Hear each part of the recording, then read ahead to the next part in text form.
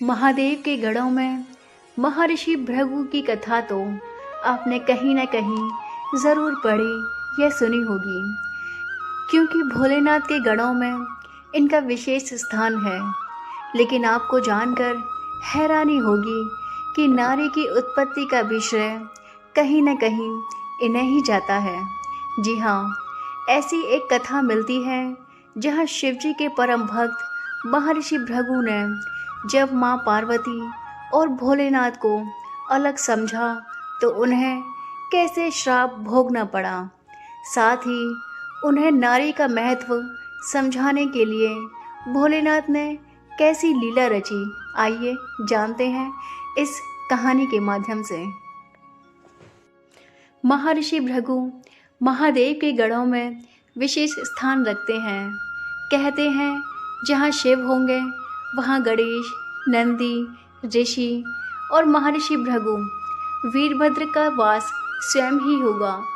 भोलेनाथ और माता पार्वती के साथ उनके ये गढ़ हमेशा साथ चलते हैं। महर्षि भृगु की खास बात यह है कि उनके 3 पैर हैं। शिव विवाह के लिए चली बारात में उनका जिक्र मिलता है। बिनुपद होए कोई बिनुपति बाहु, यानी शिवगढ़ों में कई बिना पैरों के थे और किसी के पास कई पैर थे। यह पद तुलसीदास जी ने महर्षि भृगु के लिए ही लिखा था। हालांकि उन्हें ये तीसरा पैर श्राप से राहत पाने के लिए मिला था। महर्षि भृगु महान शिव भक्त थे। भोलेनाथ के चरणों के प्रति उनका प्रेम अनन्य था। कहते हैं कि उन्होंने सपने में भी शिव के अतिरिक्त किसी का ध्यान नहीं किया था। यहाँ तक कि वह देवी पार्वती को भी शिव से अलग मानते थे। उनके मन में हमेशा शिवस्व चरणम केवलम का ही भाव रहता था। उनकी बुद्धि यह स्वीकार ही नहीं करती थी कि शिव और पार्वती में कोई भेद नहीं है। इसी के चलते एक बार ऋषि भृगु ने एक अनुचित जिद की। तब उन्हें समझाने के लिए भोलेनाथ और माँ पार्वती को अर्धनारीश्वर रूप धारण करना पड़ा। एक बार महर्षि भृगु भोलेनाथ की परिक्रमा करने कैलाश पहुँचे। वहाँ हमेशा की तरह महादेव के बाएं जांघा पर आदिशक्ति विराजमान थी। महादेव समाधि में थे और पार्वती चैतन्य थी। उनके नेत्र खुले थे। महर्षि भृगु शिव प्रेम में मतवाले हो रहे थे। वह केवल शिवजी की परिक्रमा करना चाहते थे, क्योंकि ब्रह्मचर्य की उनकी परिभाषा अलग थी। उन्हें लगा कि पार्वती जी तो शिवजी के वामांग में विराजमान हैं, ऐसे में वह कैसे परिक्रमा करें। तब उन्होंने माँ पार्वती से कहा कि वह शिवजी से अलग होकर बैठें ताकि वह परिक्रमा कर सकें। कथा के तब देवी पार्वती समझ गई कि यह है तो तपस्वी, लेकिन इसका ज्ञान अधूरा है। तब उन्होंने महर्षि भृगु की बात को अनसुना कर दिया, लेकिन वह अपनी हट में थे। बार बार माँ से हटने के लिए कहने लगे। तब माँ पार्वती ने इस पर आपत्ति जताई और कहा कि अनुचित बात बंद करो।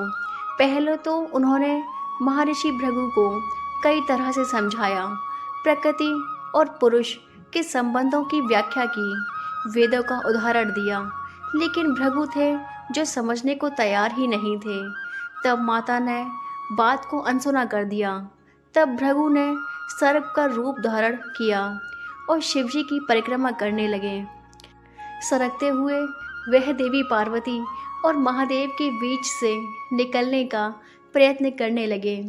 उनकी इस धृष्टता का परिणाम हुआ कि शिवजी की समाधि भंग हो गई। उन्होंने समझ लिया कि मूर्ख पार्वती को मेरे वाम अंग पर देखकर विचलित है, वह दोनों में भेद कर रहे हैं।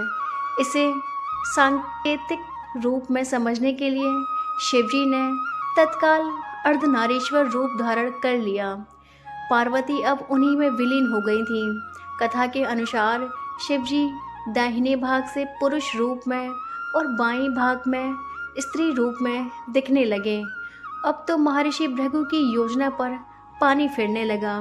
तब महर्षि भृगु ने चूहे का रूप धारण कर लिया और चूहे के रूप में महर्षि प्रभु के अर्धनारीश्वर रूप को कुतरकर एक दूसरे से अलग करने की कोशिश में जुट गए। तब माता पार्वती ने उन्हें श्राप दे दिया कि भृगी, तू सृष्टि के आदि नियमों का उल्लंघन कर रहा है।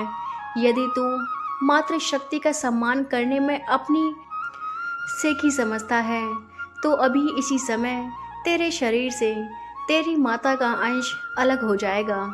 यह श्राप सुनकर स्वयं महादेव भी व्याकुल हो उठे। महर्षि भृगु की बुद्धि तो भले ही हर गई थी, पर महादेव जानते थे कि इसका मतलब कितना गंभीर हो सकता है। शरीर विज्ञान की तंत्रोक्त व्याख्या के अनुसार इंसान के शरीर में हड्डियां और पेशियां पिता से मिलती हैं, जबकि रक्त और मांस माता के अंश से प्राप्त होता है। तब श्राप मिलते ही महर्षि भृगु की दुर्गति हो गई। उनके शरीर से तत्काल रक्त और मांस अलग हो गया। शरीर में बची रह गई तो सिर्फ हड्डियां और मांसपेशियां। मृत्यु तो नहीं हो सकती थी, क्योंकि वो अविमुक्त कैलाश के क्षेत्र में थे और स्वयं सदाशिव और महामाया उनके सामने थे। उनके प्राण हरने के लिए स्वयं यमदूत वहां पहुंचने का साहस ही नहीं कर सकते थे। पीड़ा से महर्षि भृगु बेचैन होने लगे, क्योंकि ये श्राप भी आदिशक्ति का दिया हुआ था और उन्होंने ये श्राप महर्षि भृगु की वेद बुद्धि को सही रास्ते पर लाने के लिए दिया था। इसीलिए महादेव भी बीच में नहीं पड़े। श्राप के चलते महर्षि भृगु समझ पाए कि पितृशक्ति किसी भी सूरत में मातृशक्ति से परे नहीं है।